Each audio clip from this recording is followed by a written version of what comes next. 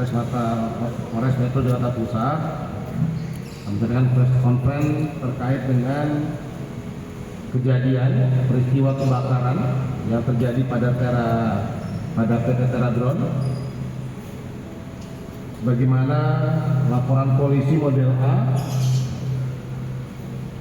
nomor 751 tahun 2025 dengan persangkaan tindak pidana dengan sengaja menimbulkan kebakaran dan atau karena kelalaiannya menyebabkan kebakaran dan atau karena kealpaannya menyebabkan orang lain meninggal.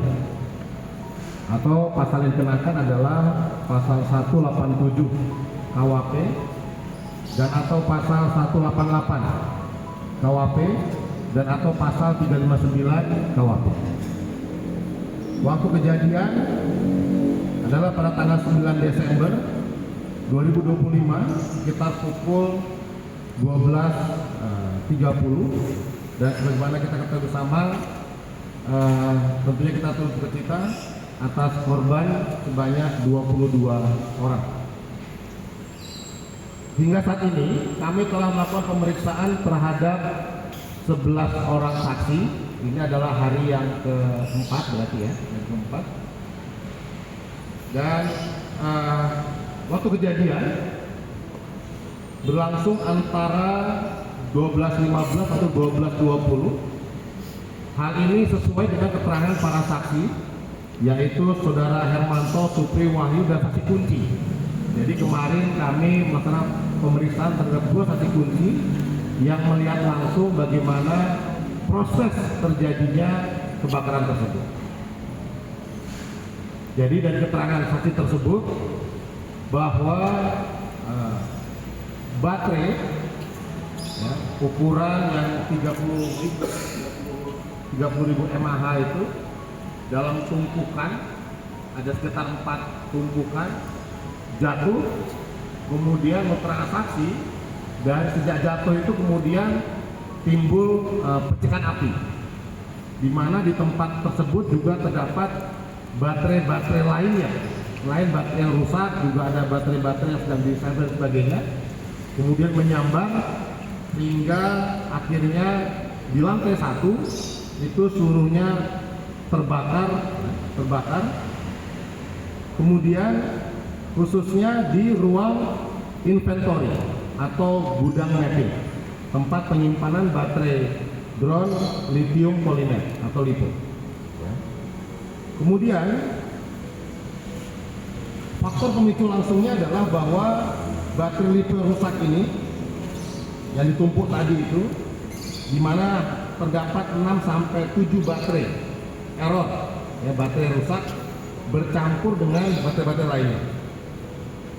Kemudian selain terkait adanya kebakaran tersebut, kami juga fokus pada pemeriksaan terhadap manajemen dari perusahaan, yaitu adalah manajemen terkait penyimpanan.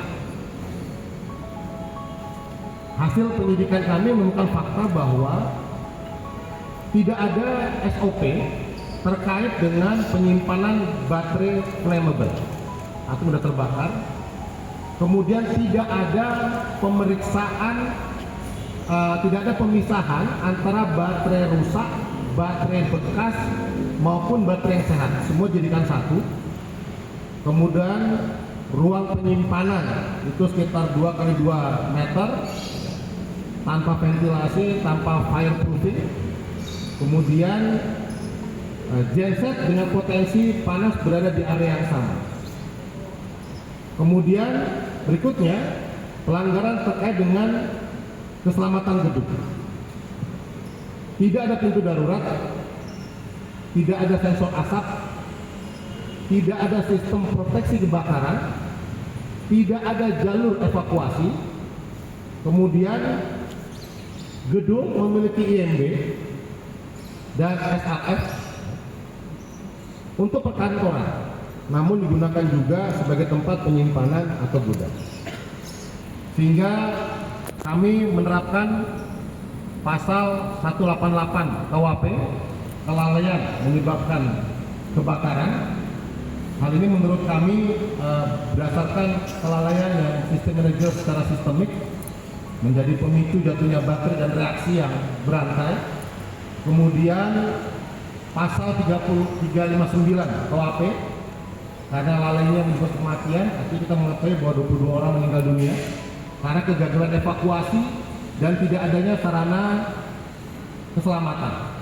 Kemudian kami juga berdasarkan berbagai kajian ya, masa bahwa 187 juga kami kenakan bahwa ada unsur kesengajaan, artinya bahwa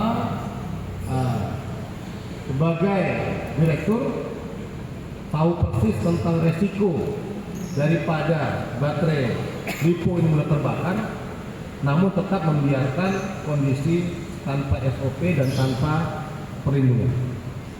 Dan kemarin kami lakukan penangkapan dan kami lakukan penahanan berdasarkan alat bukti yang sudah kami kumpulkan.